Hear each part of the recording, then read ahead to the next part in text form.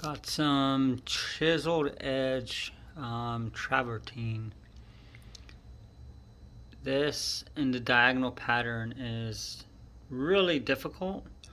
Why is it difficult? Because I'm doing a mitered edge and I didn't realize how difficult it was going to be. I'm going to get it, but it is way harder to do a mitered edge on a diamond pattern. See, I got my level here. Got my bucket actually holding the edge because, believe it or not, the tiles like to slide to either side because, I mean, you can just see all the diagonals. So I have a screw down there holding up this side from sliding that way, and then I have this bucket with some shims down there holding it perfect so that my mitered edge will be perfect all the way up, because you're gonna need that. That's an absolute must. Have this little Screed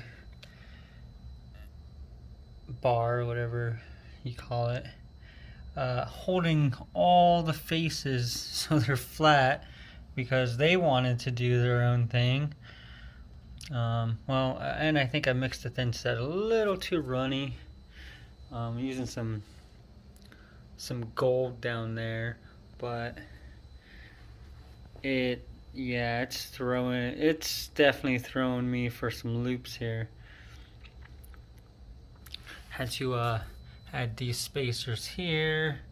Had to do another one somewhere else to kind of even out the gaps because these are not perfectly square, you can imagine. And the corners being rounded, putting those spacers at the back doesn't work also because some of them are just way chipped away. The whole corner is like missing.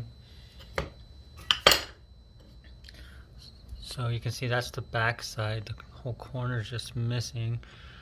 But there's some that are even worse that I use where it's just the corner sanded away, and that's just the way it is. I mean, you can see that one, it's just gone.